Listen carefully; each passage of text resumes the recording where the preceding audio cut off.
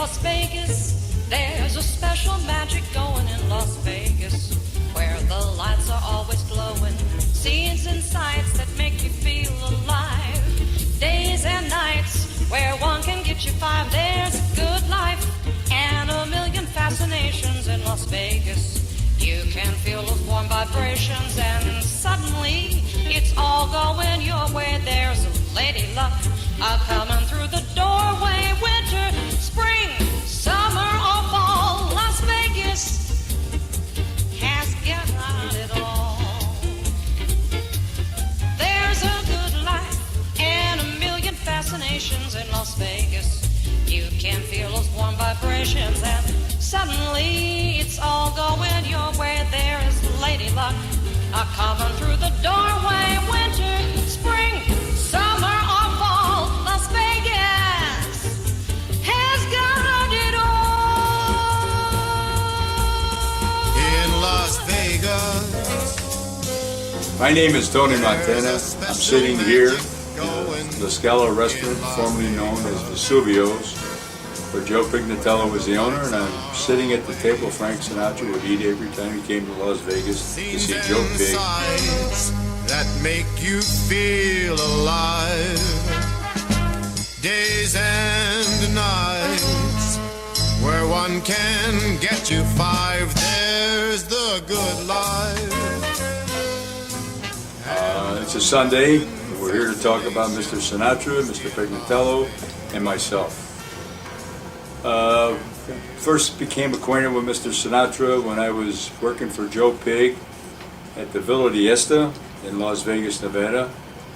Mr. Sinatra loved the food, would come there often, bring his friends, call from Palm Springs, send his private plane to the airport, and we would make a delivery to the airport, to his plane, and he would fly to Palm Springs. That's how much Mr. Sinatra loved the food. Joe Pignatello was an exceptional chef, a friend, and very close to what we know as organized crime. Joe Pignatello served 18 months for contempt of court because he wouldn't say certain things that hurt certain people, because he was not that kind of a person, and for that he served 18 months. He had to sell Villa Diesta. When he got out of incarceration, he bought Vesuvio's, and he made that very successful, where the movie Casino and all its players, characters, writers, and directors ate there pretty much every evening while the film was being done in Las Vegas, Nevada. And I am proud to say I'm sitting at the table right now where Mr. Sinatra would sit every time he came into Vesuvio's, and now it's known as La Scala, and we call that the Sinatra table. When people call for reservations, they say they want the Sinatra table. So the legend still carries on. And the place here was very unique because you'd come in here while they were making Casino. When Pignatello owned it, there would be Nick Pileggi, there would be Martin Scorsese, Robert De Niro, Joe Pesci. They would all be here having dinner pretty much every night while the film was being done. It was almost like a personal catering restaurant to the films. Joe Pignatello became very famous here when he purchased Vesuvio many years ago, when he came to Las Vegas with Sam Giancana.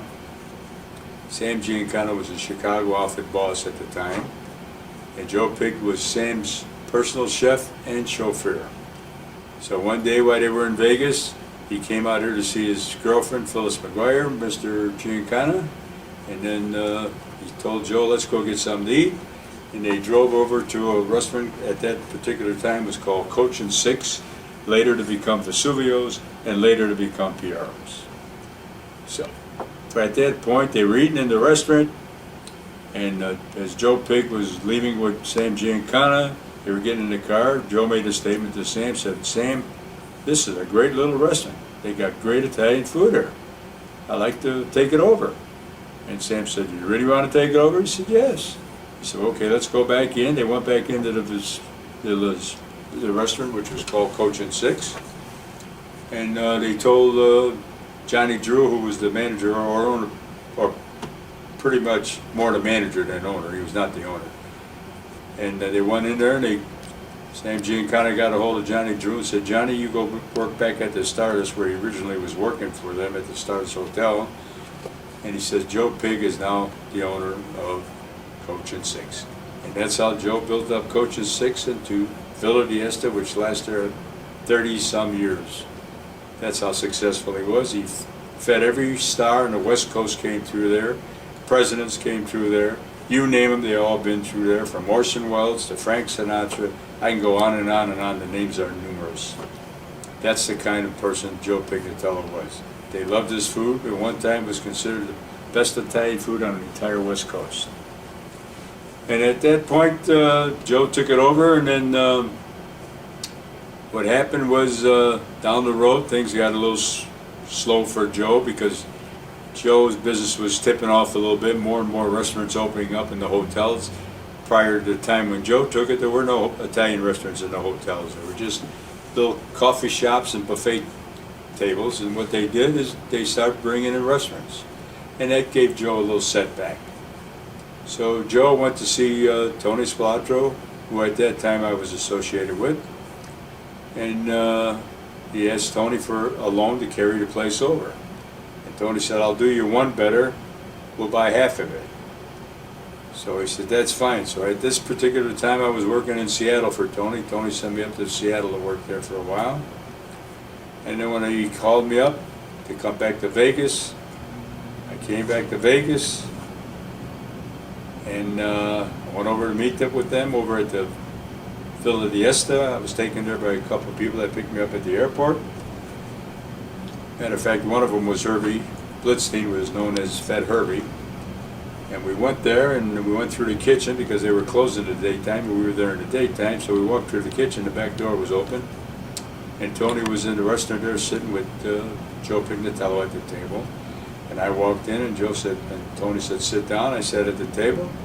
And Tony turned to Joe Pig and said, Joe, you know Tony? And Joe said, yeah. Tony, yeah, okay, good. He says, Tony's going to watch my money. And the only person that Tony answers to is me. So any problems or anything that comes up, you talk to Tony and Tony will get a hold of me. And that's how I got involved in the restaurant business on the West Coast. I learned everything from Joe Pig on the restaurant operations, how he cooked, how unique a person he was. Very stand-up man, because after maybe about 4 or 5 years after I left there, Joe Pig was indicted in court for contempt of court, and he did not want to answer any of the questions. He took the fifth. They gave him immunity, and he wound up serving 18 months in San Diego. So when he got out, prior to getting out, he sold the Villa Diesta, and then when he got out, he bought and built this place called Vesuvio's, which is now called La Scala's. So it's still a famous restaurant, still has great food, great dining, and still the clientele are the best that Vegas has to offer. As far as my life goes, I was always around, connected with all these people. This is what I did for a living. I would open up places, make them successful, create money, create action. That's what I would do. That was my purpose of working for these people. And this is the way it worked, and it worked out fine up to this point. Now that I'm just doing what I do, all my expertise that I learned from these people through the years, I now present them out.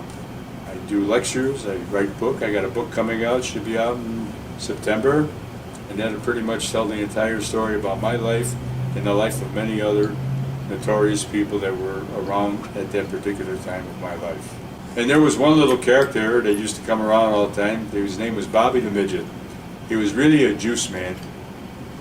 He was no taller than your knee. If you were 5'8", he'd come up to your waist. And what he did is he used to loan money to Joe Pig.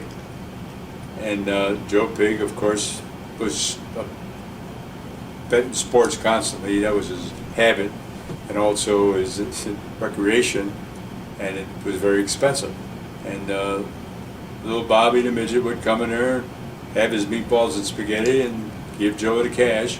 And the funny thing about it, Joe would take the money and owe the man the juice for it. But when Bobby the Midget would get up to leave, he was presented with the tab for eating the spaghetti and the meatballs. And Bobby one time told Joe, he says, "Why are you giving me a tab? Well, why are you charging me juice?" And that's the way it worked. Business is business. How did Bobby collect? Well, it was no problem for Bobby to collect his money. All he had to do was walk in and collect it because he had a lot of influence with different people. Not that they were powerful people, but one of them was Lefty Rosenthal, because at the start, as Bobby the Midget was a host. He made him a host in a sports book because he found Bobby to be somewhat of a midget Damon Guerrero character. So that was very funny, very unique. But as far as collecting everybody paper, who would beat up on a midget? If you hit a midget and there's 10 people around you, the 10 people all jump in and beat up you because you're hitting a midget. So that's how Bobby had the strength of everybody around him. He worked at Caesars for a while, didn't he? Yes, he did. Very short time, though. Ash gave him a job? Ash Resnick, correct. He sure did. And what he did at Caesars, he did the same thing he did there that he was doing for Lefty Rosenthal. But by the same token, though, he was always laying out juice money. He did that probably till the day he passed away.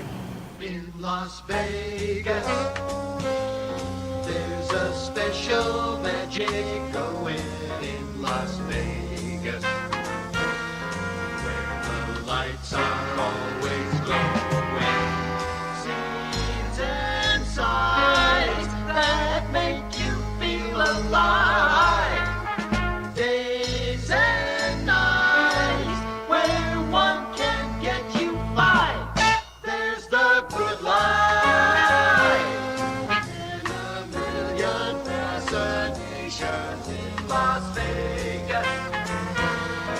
You can feel those warm vibrations and suddenly it's all going your way. There's lady luck coming through that doorway. Winter, spring, summer, or fall. Vegas, Nevada is the happiest town of them all.